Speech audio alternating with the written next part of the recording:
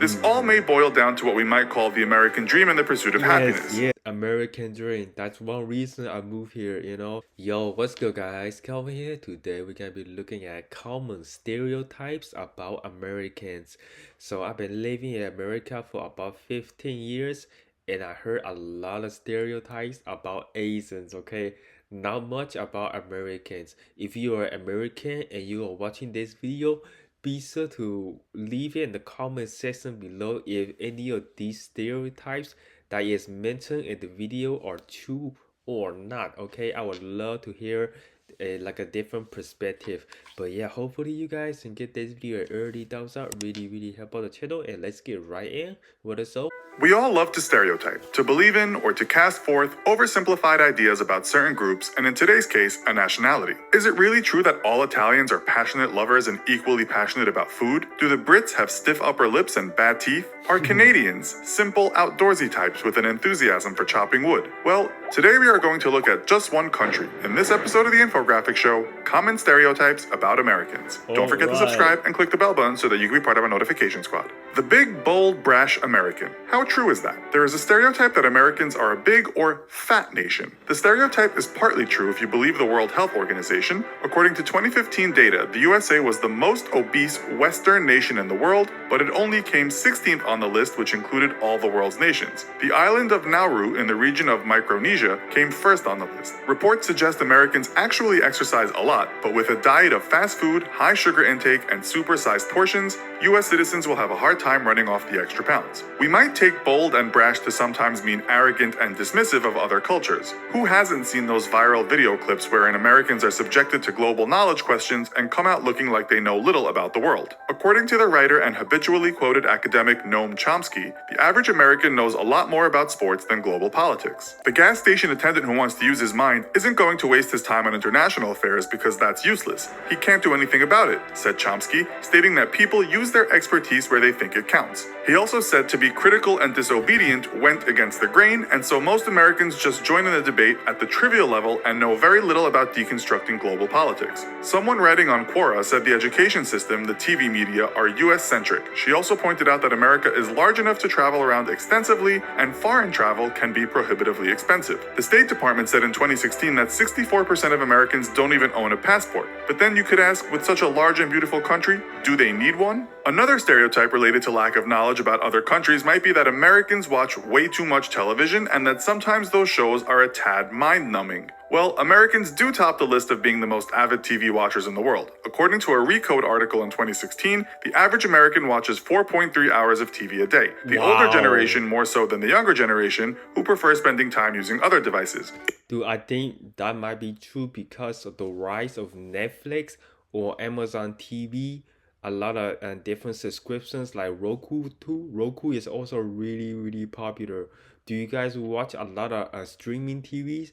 I don't really watch any of them. I don't use Netflix or Amazon TV or Roku, none of that stuff. I only watch like YouTube videos. It depends on what you watch on TV, but one could ask if you could equate the global ignorance stereotype with being the country that is glued to what has sometimes been called the idiot box more than anyone else. We are starting to sound quite negative now, so what about all those positive stereotypes? The well-known English writer Stephen Fry once said that after traveling around the USA for a while making a TV program, one thing he most admired was the friendliness and positive outlook of Americans. For sure, I gotta say something here, okay? Like American people sounding or just way too friendly. Like for example, one time my brother was driving his car and he ran into a stop sign, and it just kind of like messed up his car. It cannot drive anymore, so he just stopped at the side of the road. We live in a very small town. It's like a countryside, so it's like a 20,000 population, and you won't believe it. Around 10 people stopped their car and asked my brother if he was okay. And even one special person, that one person, he stayed with my brother the whole time, waiting for help. It was even though it was raining super hard, but he didn't even mind it. Man, that really just like melted my heart. Faith and humanity restored. There's so much about politics. There's the Democrat, the Republicans, but sometimes when time get hard, Americans are supposed to unite and come together and forget our difference and try to work toward a common goal, Like my brother, for example, he was in a bit of a hard time. Every American came together to help a foreign person that wasn't even born here. That just says a lot about American dignity and the respect for other people.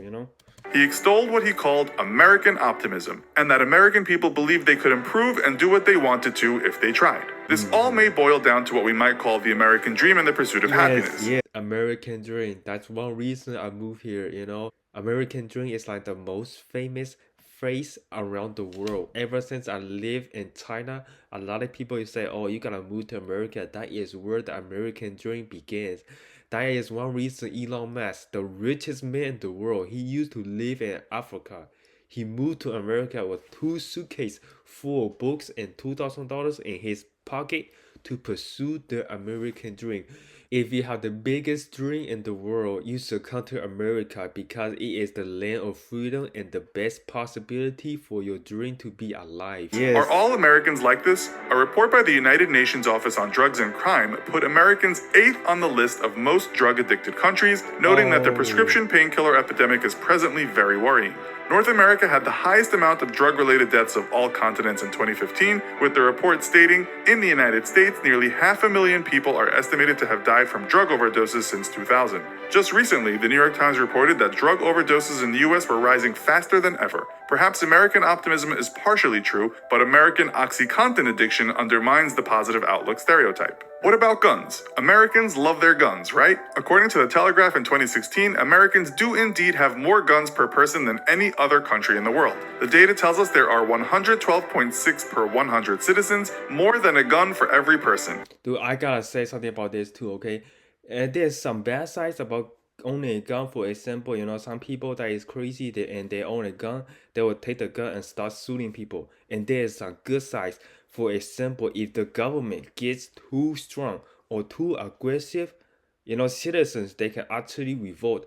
Take Hong Kong, for example, right? The government there is just way too aggressive. They treat their citizens extremely bad. Like if you say something bad about the Hong Kong government, they can lock you up and you can be sent to jail for 2 years or 3 years. There is currently like a massive protest going on about like a massive students doing protests trying to keep the democracy. And you know what happens to the students?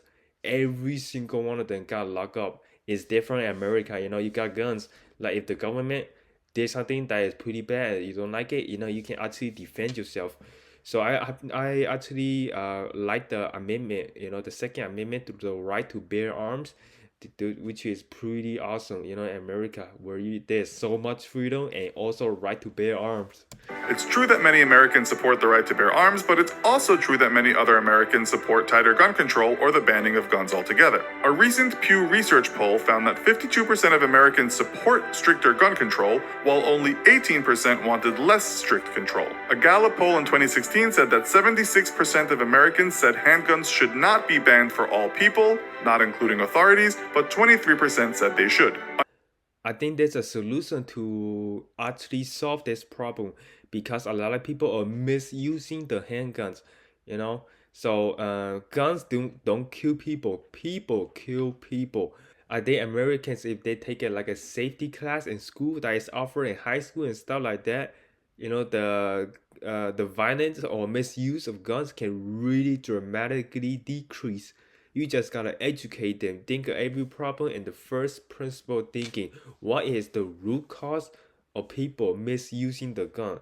Which is, I think it might come down to uneducated or not enough information in the public to educate people to properly use a gun.